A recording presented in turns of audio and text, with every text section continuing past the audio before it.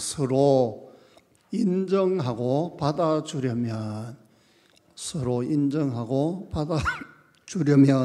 이란 제목으로 말씀을 전하겠습니다.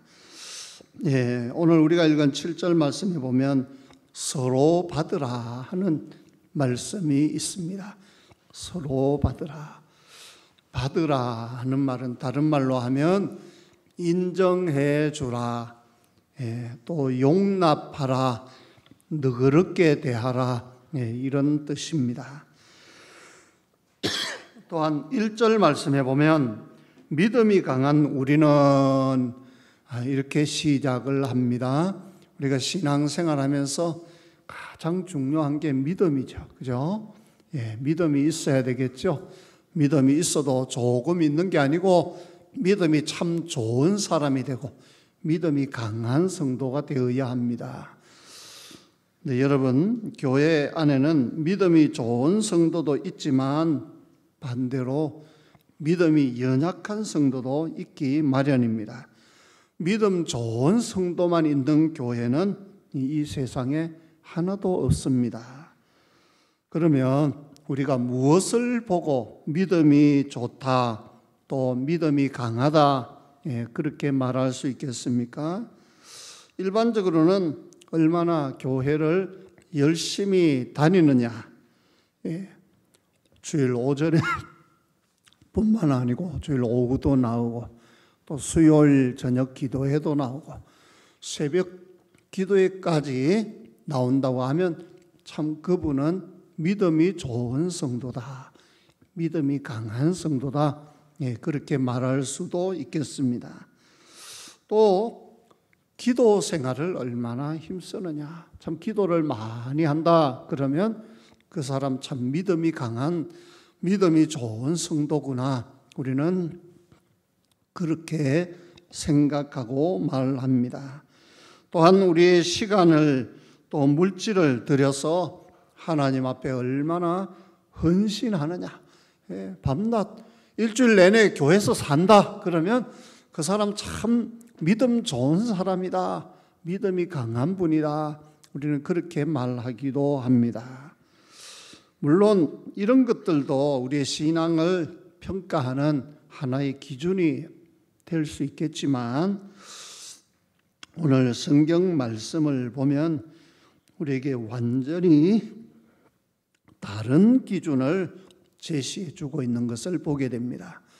오늘 본문이 성경 말씀이 말하는 믿음 좋은 사람, 믿음이 강한 사람의 기준이 무엇인가 하는 것을 우리는 오늘 말씀을 통해서 살펴보고 또 깨달을 수 있기를 바랍니다. 그리고 하나님께서 우리를 보시고 참 너는 믿음 좋은 사람이야, 너는 믿음이 강한 자야 하고 우리를 칭찬할 수 있기를 바랍니다. 예수님이 이 땅에 오셔서 많은 사람들을 만나셨는데 예수님이 칭찬하신 경우는 딱 한 가지입니다. 그 사람의 믿음을 보고 칭찬하셨어요. 내 믿음이 크도다, 내 믿음이 크도다, 믿음을 보고 칭찬하셨어요. 또 히브리서 11장 6절에 보면 믿음이 없이는 하나님을 기쁘시게 못한다 그랬어요.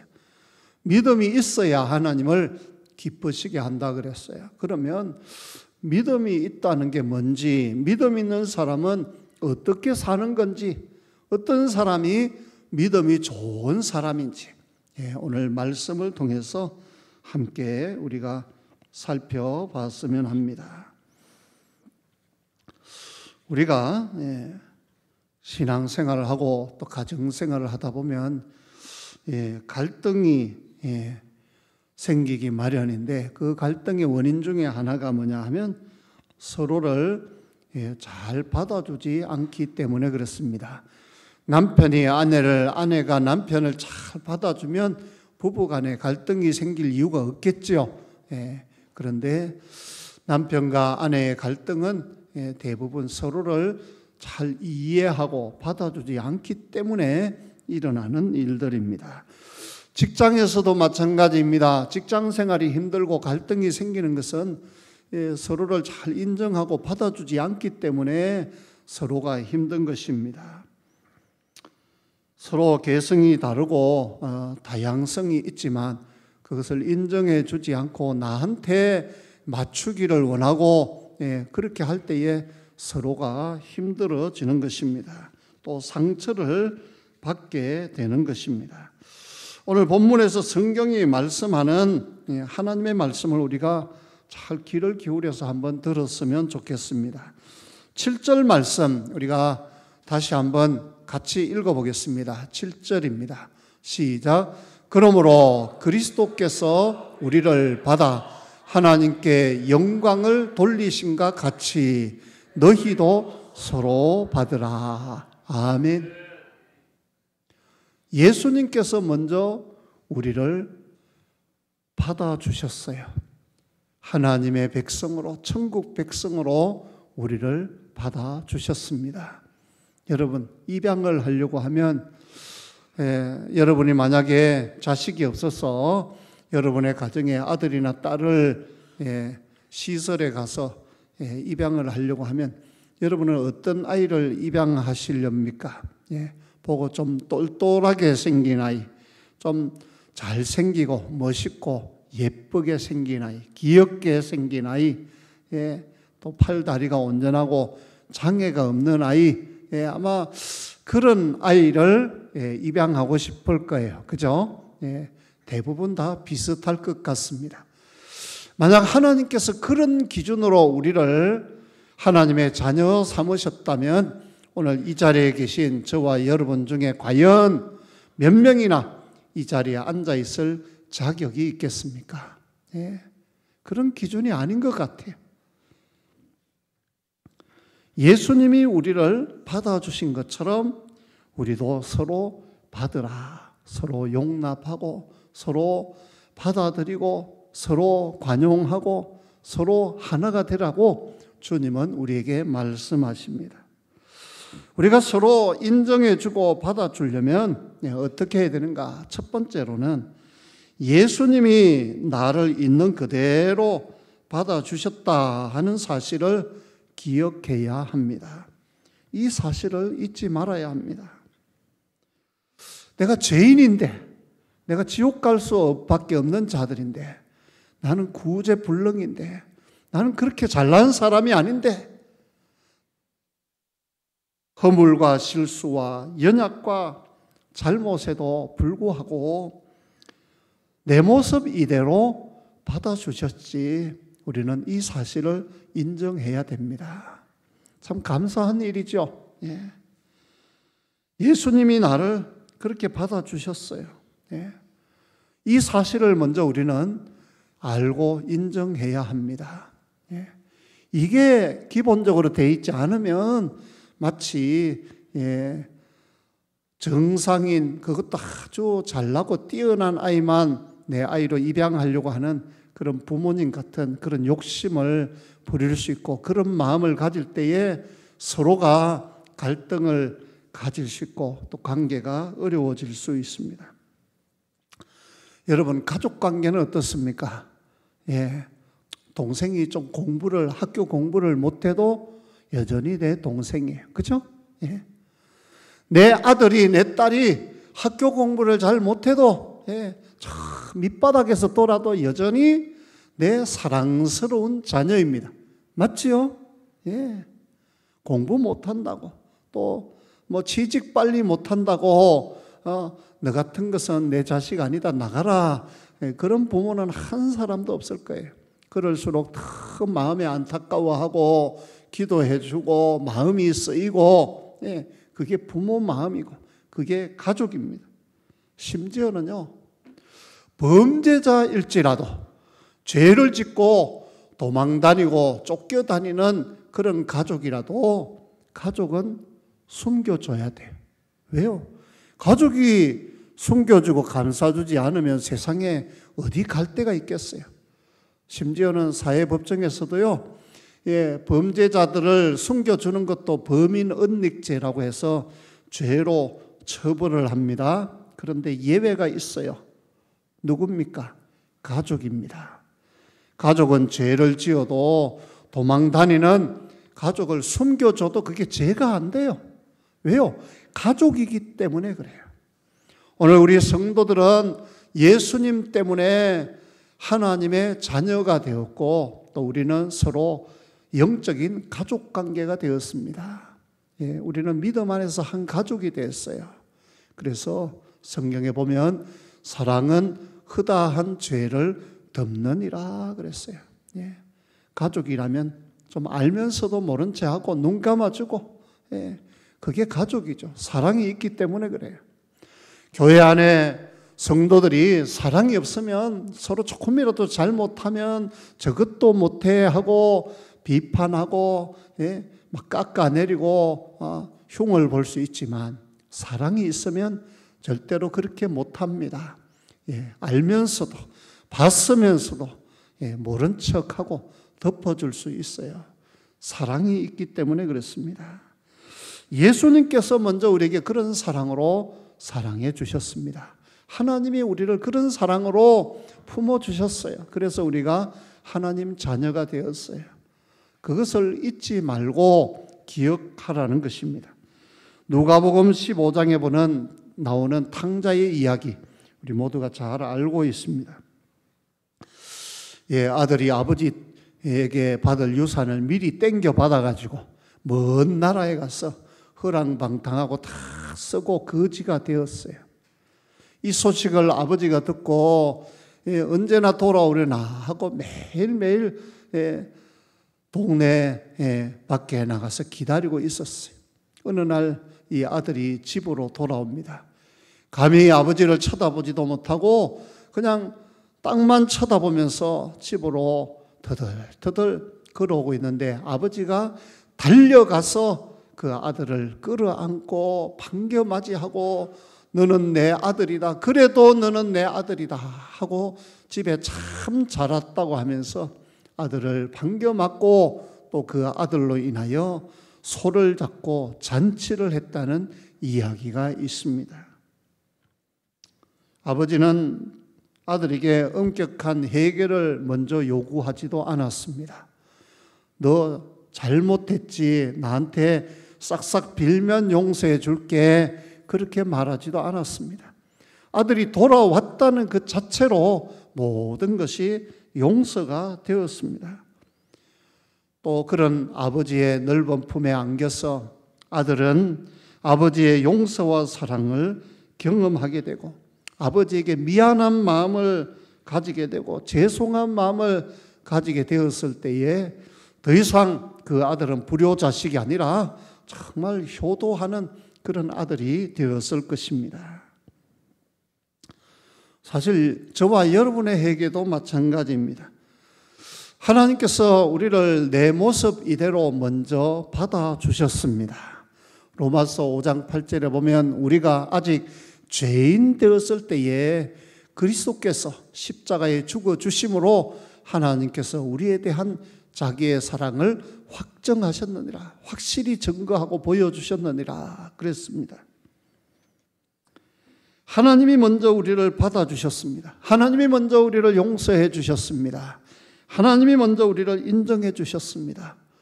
용납해 주셨어요. 그 결과 우리가 하나님의 자녀가 되었습니다.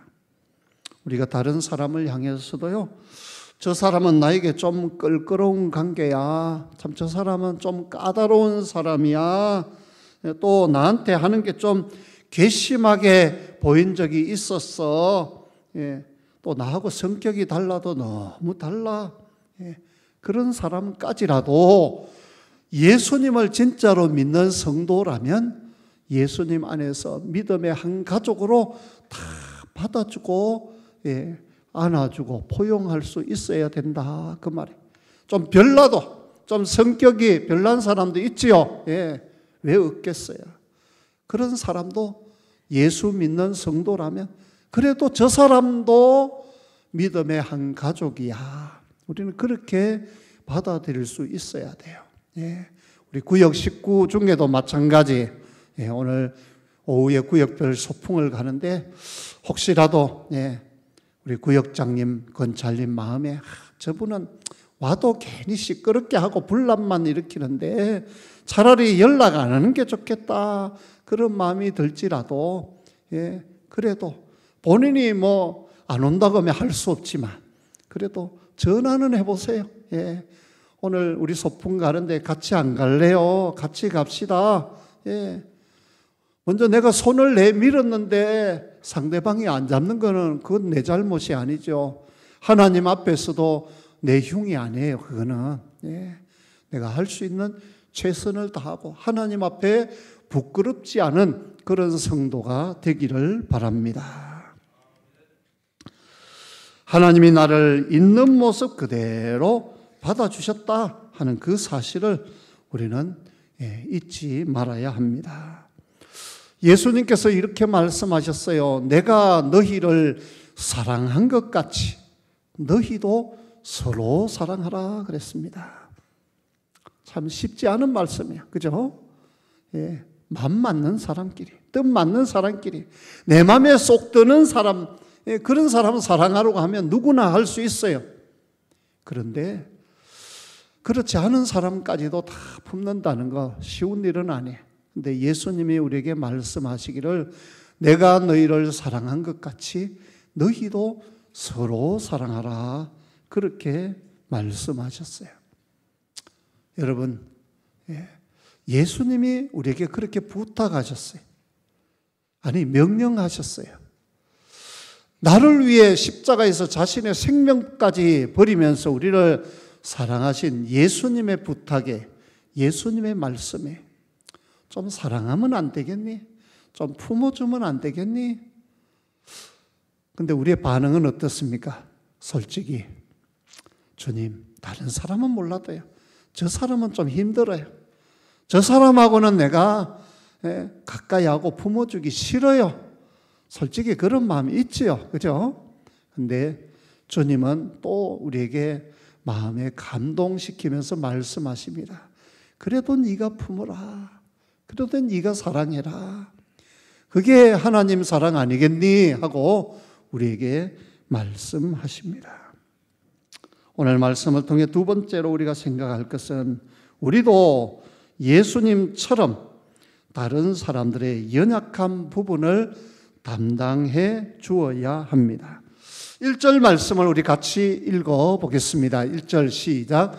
믿음이 강한 우리는 마땅히 믿음이 약한 자의 약점을 담당하고 자기를 기쁘게 하지 아니할 것이라. 아멘. 여기 보면 믿음이 강한 우리는, 믿음이 강한 자, 믿음 좋은 성도는 어떻게 해야 되는가 하는 것을 말씀하고 있어요. 마땅히, 당연히 이렇게 해야 된다. 어떻게 해요? 믿음이 약한 자의 약점을 담당해야 된다 그랬습니다. 내 자존심 내세우고 나를 기쁘게 하는 것이 아니라 다른 사람을 기쁘게 하는 일을 해야 해요. 자, 예를 들면 이런 거예요. 교회 안에 어쩌다가 성도 두 사람이 싸웠어요. 서로 마음이 상하고 서로 말도 안 하고 관계가 멀어졌어요. 근데 언제까지 인사도 안 하고 언제까지 말도 안 하고 그렇게 지낼 수는 없잖아요. 우리 마음이 불편하잖아요. 첫째, 그죠? 또 기도가 안 되잖아요. 내 손해예요. 근데 언젠가 화해를 하기는 해야 되는데, 자, 제가 한번 물어볼게요.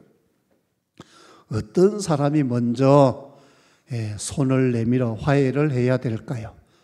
1번. 1번.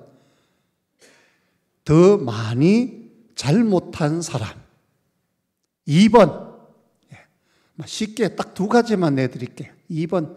믿음이 좋은 사람. 믿음이 강한 사람.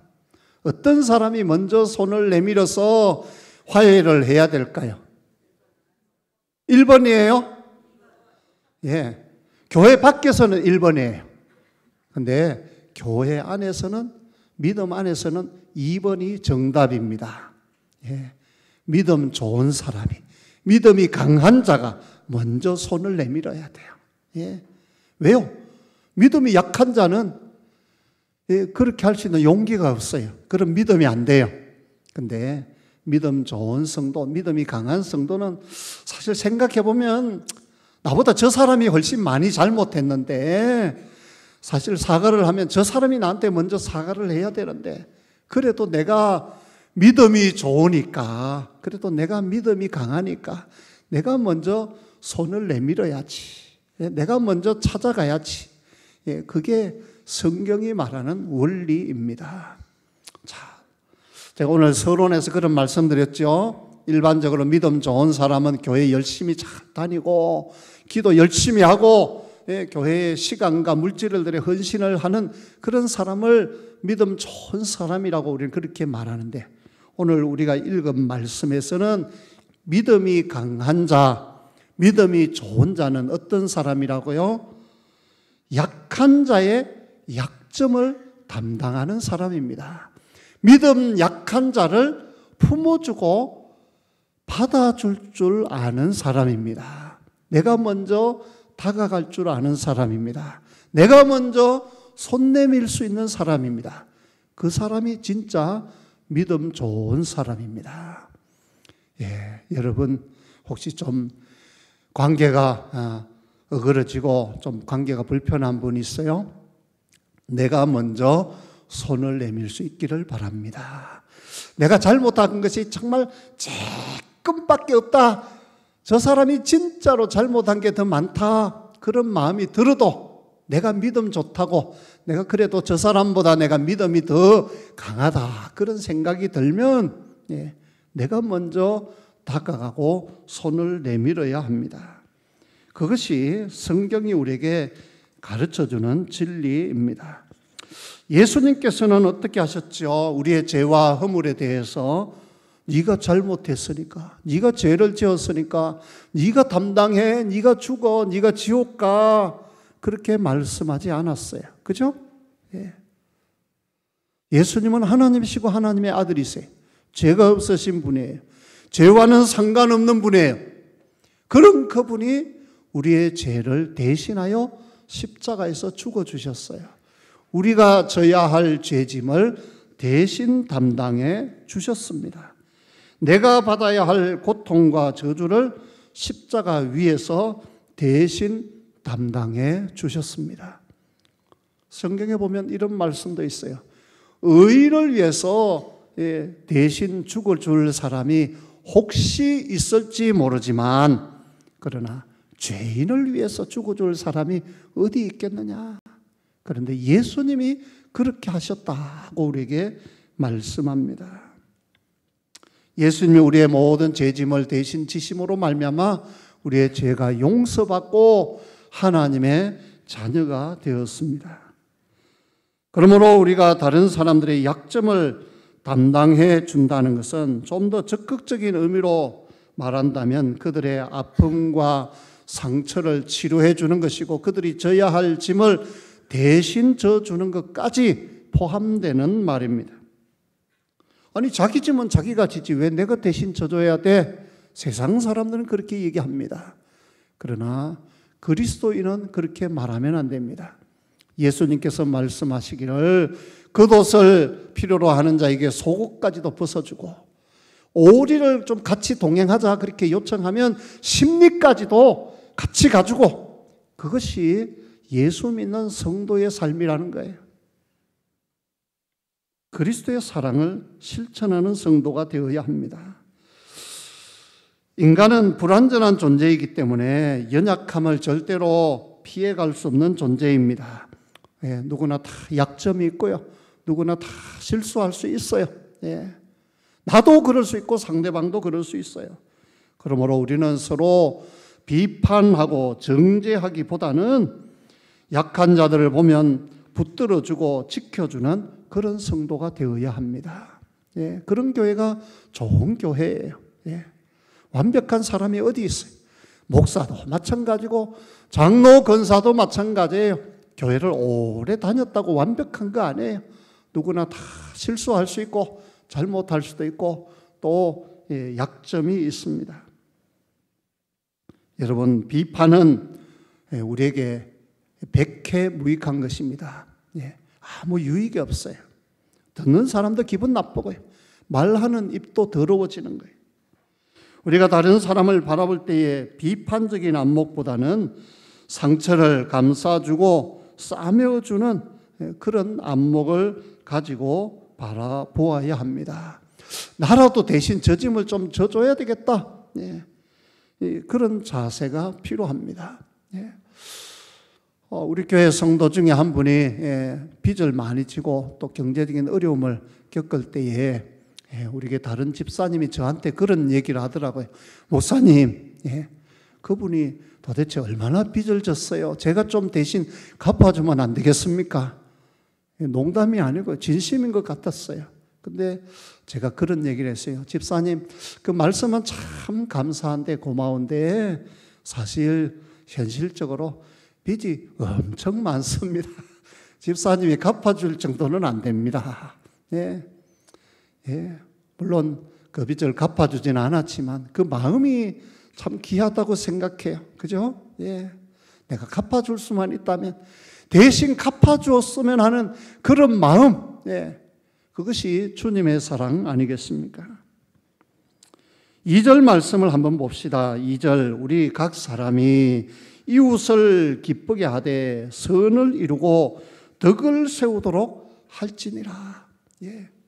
나를 기쁘게 하기보다 어떻게 하면 이웃을 기쁘게 할까? 그 방법이 선을 이루고 덕을 세우는 것이 그 방법입니다. 여러분, 십자가를 진다는 말을 하죠.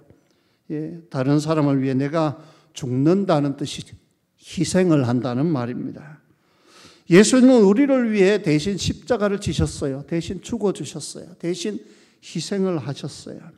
우리가 그런 은혜를 입었습니다.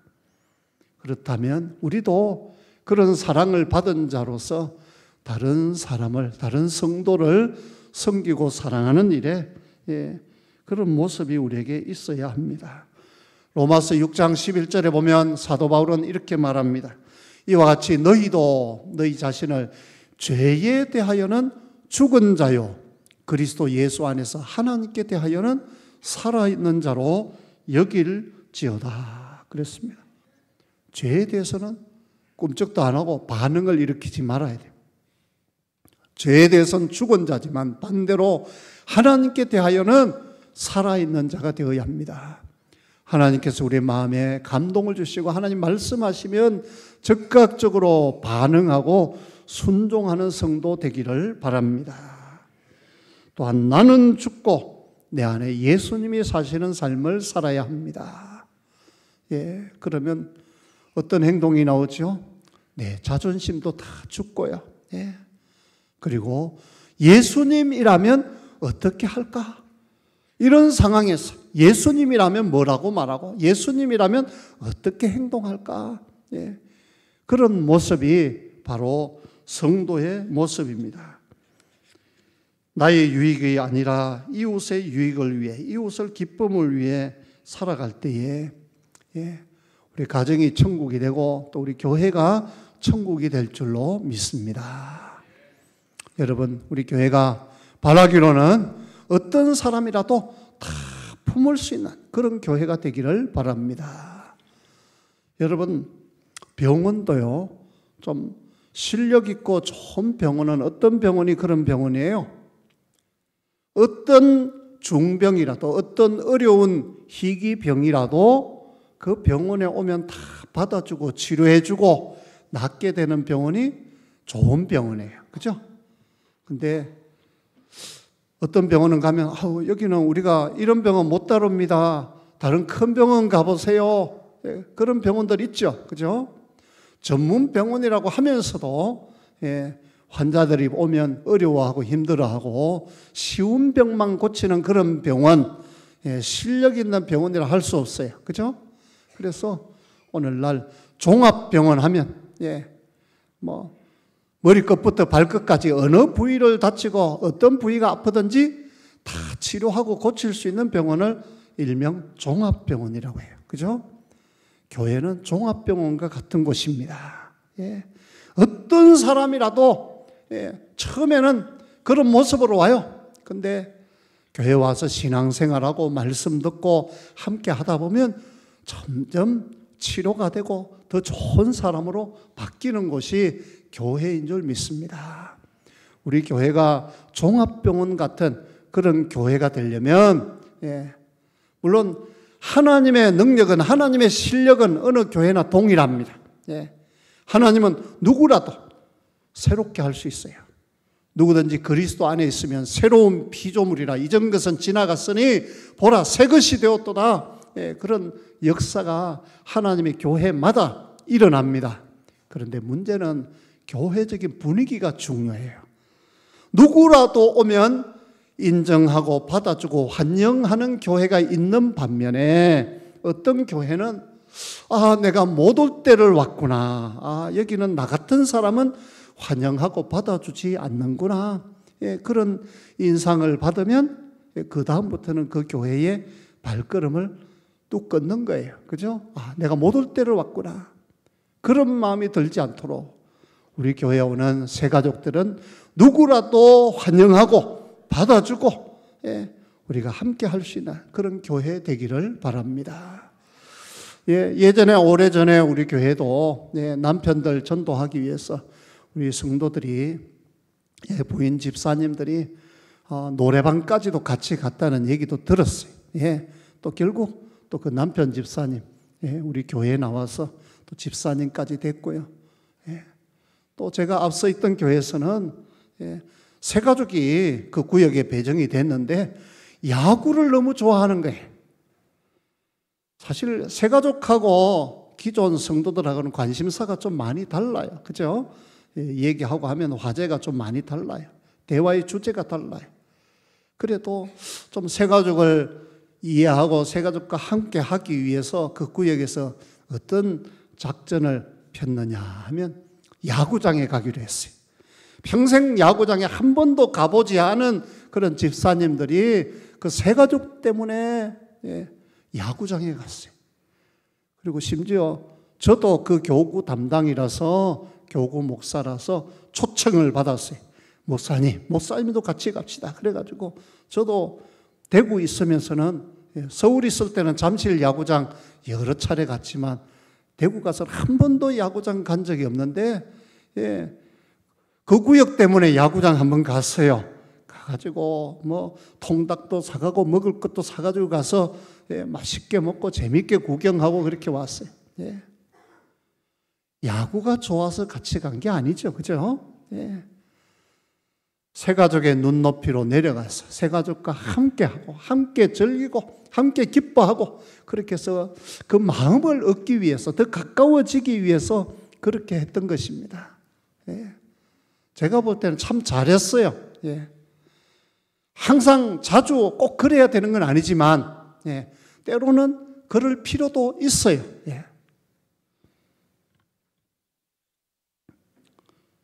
우리는 예수님처럼 다른 사람들의 연약한 부분을 담당해주고 그 짐을 져줄 수 있는 그런 사람이 되어야 합니다. 세 번째는 죄가 아닌 일에 대해서는 관용을 베풀어 줄 수 있어야 합니다. 죄 짓는 일만 아니라면 뭐든지 다 받아주고 이해하고 품어줄 수 있는 그런 사람이 되어야 합니다. 이 관용이란 말은 받아준다 그 말이에요. 물론 받아준다고 해서 죄를 승인해 준다 그런 뜻은 절대 아닙니다. 죄는 죄로 다루어야 합니다. 죄의 부분에 대해서는 우리가 더 엄격해야 합니다. 하지만 죄를 짓는 일이 아니라면 우리는 얼마든지 넓은 마음을 가지고 품어줄 수 있고 또 함께 할 수 있어야 합니다. 성경에 보면 우리가 읽은 로마서 15장 앞에 14장에 보면 먹는 문제를 가지고 이야기하고 있습니다. 당시에 시장에 파는 고기가 다 우상에게 먼저 한번 제사상에 올라가고 나서 시장에 나오는 거예요. 그러니까 예수 믿는 성도들이 그 고기를 사 먹는 일에 좀 꺼림직하게 생각하는 분들도 있었어요. 그런 반면에 어떤 성도는 다 그래도 하나님 주신 건데 우상이라는 게 다 나무나 돌로 깎아 만들어 놓은 말 못하는 사람이 만들어 놓은 건데 그따가 복 달라고 빌고 그랬는데 그거 아무것도 아니다. 그리고 다 하나님 주신 건데 감사함으로 기도하고 먹으면 된다. 이런 사람들도 있었어요. 그래서 교회 안에 이것 때문에 갈등이 생기고 문제가 생겼습니다. 그때에 사도 바울은 이 문제에 대해서 이 먹는 거 이거 본질적인 문제 아니다. 이래도 되고 저래도 되는 문제다 하면서 이런 일로 인해서 교회가 서로 갈라지고 마음이 하나 되지 못하는 것은 바람직하지 못하다 하고 말씀합니다. 또한 어떤 사람들은 그 당시에 안식일 문제로 안식일 구약시대는 안식일이 토요일이었었는데 우리는 토요일을 안식일로 지켜야 된다. 그렇게 말하는 사람도 있었고 또 어떤 사람은 말하기를 주일이 안식일이다. 예수님이 안식일 다음 날 토요일이 아니고 그 다음 일요일 날 새벽에 부활하셨기 때문에 일요일로 우리가 예배를 드려야 된다. 그렇게 말하는 사람이 있었어요. 또 어떤 사람은 다 하나님이 주신 날인데 모두가 다 소중하고 귀하다. 이렇게 말하는 사람이 있었습니다. 그때에 바울이 뭐라고 말하느냐 하면 각각 자기 마음에 정하면 된다 그랬어요. 그거 중요한 거 아니다. 본질적인 문제가 아니라는 것입니다. 여러분 신앙의 본질이 무엇입니까? 삼위일체 하나님, 십자가, 부활, 예수님의 재림과 같은 것은 이것은 우리가 양보할 수 없는 그런 신앙의 본질의 문제입니다. 그런 것에 대해서는 우리가 일치해야 합니다. 다르게 말해서는 안 됩니다. 하지만 그런 문제가 아니라면 이래도 되고 저래도 되는 문제라면 좀 너그럽게 받아줄 수 있어야 합니다. 예를 들면 술, 담배 문제도 그래요. 어떤 분들은 그래요. 교회 다니면서 술, 담배 끊지 못하는 분들 보고 믿음이 없다고 막 나무라기도 하고 그런데 그 술, 담배 끊는 게 참 쉬운 일이 아닌 것 같아요. 보면 본인이 끊고 싶어도 그게 마음대로 잘 안 되는 것 같아요. 또 사실 엄밀하게 얘기하면요, 술, 담배 못 끊었다고 지옥 가는 건 아니에요. 술, 담배 못 끊었다고 그 사람이 믿음이 아예 없다, 예수 안 믿는 사람이다, 그렇게 말할 수 있는 것도 아니에요. 단지 좀 아쉬운 거죠. 그죠? 기왕이면 술, 담배도 다 끊고 신앙생활 반듯하게 열심히 참 잘했으면 좋겠다 하는 그런 우리의 바람이 있는 것입니다. 그런 부분에는 우리가 좀 너그러워야 돼요. 그래서 어떤 교회는요, 좀 초신자들 교회 다닌 지 얼마 안 되는 사람들은 아직 담배 못 끊은 분들도 있거든요. 근데 교회 와서 또 다른 사람들 눈치 보고 또 못 견뎌서 힘들어하는 분들 위해서요, 심지어는 교회에다가 따로 흡연실을 만들어 놓은 교회도 있어요. 흡연실. 아직 담배 끊지 못한 우리 초신자들, 새가족들, 눈치 보지 말고 여기서 담배 피워도 됩니다. 제가 볼 때는 참 너그러운 것 같아요. 넓은 마음인 것 같아요. 그런 분들까지 품고 이해하는 마음이 있는 것 같아요. 여러분, 우리는 예수님처럼 신앙생활을 해야 합니다. 예수님처럼 너그러운 마음을 가져야 합니다. 어떤 마음을 가져야 합니까? 5절, 6절 말씀을 보면 이제 인내와 위로의 하나님이 너희로 그리스도 예수를 본받아, 예수님을 본받으라 그랬어요. 어떻게 해요? 서로 뜻이 같게 하여 주사. 우리 성도들이 마음과 뜻을 하나로 모아야 돼요. 6절에 한 마음과 한 입으로 하나님 곧 우리 주 예수 그리스도의 아버지께 영광을 돌리게 하려 하노라. 하나님께 영광 돌리는 일에 우리 모두가 한 마음 한 뜻이 되어야 합니다. 여러분, 교회는 평안해야 돼요. 화평해야 돼요. 한 마음 한 뜻이 되어야 돼요. 이런 말이 있어요. 싸우지만 않아도 교회는 부흥할 수 있다. 그 말은 교회가 분쟁하고 다투는 것이 교회의 부흥을 가로막고 또 하나님의 영광을 가리우는 것이 된다. 그 말입니다. 그래서 로마서 14장 19절에 보면 바울은 이렇게 말합니다. 그러므로 우리가 화평의 일과 서로 덕을 세우는 일을 힘쓰라니 그랬어요. 교회가 화평하고 덕을 세우는 일을 힘써야 합니다. 우리 교회가 이제 50주년을 맞이했는데 앞으로 60주년, 70주년, 100주년을 향해서 우리가 더 힘차게, 더 힘있게 하나님 앞에 귀하게 크게 쓰임 받으려고 하면 교회가 화평해야 돼요. 서로가 덕을 세우는 교회가 되어야 합니다. 로마서 14장 20절에 보면 음식으로 말미암아 하나님의 사업을 무너지게 하지 말라 그랬어요. 먹는 문제로, 본질적인 문제가 아닌 그런 사소한 문제로 다투다 보면 하나님의 사업을 무너지게 할 수 있다. 하나님의 일을 방해가 되게 할 수 있다. 그 말입니다. 서로 한마음 한뜻이 되어서 하나님의 영광을 위해 살아도 시간이 부족한데 마귀 사단의 게임에 빠져서 유혹에 넘어가서 교회가 분쟁하고 하나가 되지 못하면 그것은 하나님의 일에 방해가 되고 하나님의 영광을 가리운다는 것입니다. 시간이 갔습니다마는 예화를 하나만 들겠습니다. 엘리자베스 여왕에 대한 유명한 일화가 있습니다. 한때 남아프리카 연방의 통합을 위해서 전략적으로 중요한 역할을 하던 남아프리카의 추장 여러 명을 여왕의 왕실에 초청하여서 만찬을 베풀게 되었습니다. 음식을 먹게 되었어요. 그래서 미리 추장들에게 교육을 했습니다. 왕실의 예절은, 왕실의 예의는 이렇고 이러니까 예절을 꼭 지켜주십시오 하고 신신당부를 했습니다. 그런데 만찬에 음식을 먹던 중에 추장 한 사람이 포크로 음식을 먹는 것이 불편하니까 그만 손으로 음식을 먹었다고 합니다.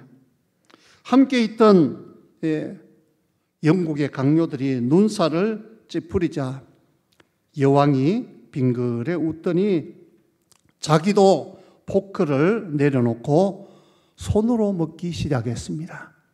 그 우아하고 품격 있는 여왕이 포크를 내려놓고 손으로 음식을 먹었어요. 그랬더니 조금 있다가 그곳에 있던 만찬객들이 여왕이 그러니까 모두가 다 손으로 음식을 먹었다고 합니다. 그래서 아프리카 손님들이 즐겁게 식사를 마쳤고 아프리카 통합제의에 흔쾌히 협력을 했다고 합니다. 엘리자베스 여왕은 큰 그림을 본 것입니다. 당장 포크로 먹느냐 손으로 먹느냐 하는 것보다는 지금 이 자리가 왜 모였는지, 어떻게 해야 하나가 될 수 있는지 하는 거기에 마음을 두었던 것입니다. 만약에 그 자리에서 여왕이 손님들에게 어떻게 이렇게 무례하게 행할 수 있느냐 하고 야단치고 소리를 쳤다면 국가적으로 얼마나 큰 손해를 받겠습니까? 오늘 읽은 말씀 우리 한 번 더 읽고 마치겠습니다. 7절 말씀입니다. 7절. 7절 우리 다 같이 함께 읽겠습니다. 시작. 그러므로 그리스도께서 우리를 받아 하나님께 영광을 돌리신과 같이 너희도 서로 받으라. 아멘. 우리 복음송 찬양 중에 우리가 자주 부르지 않지만 참 은혜로운 찬양이 있어요. 오늘 설교 주제하고 관련된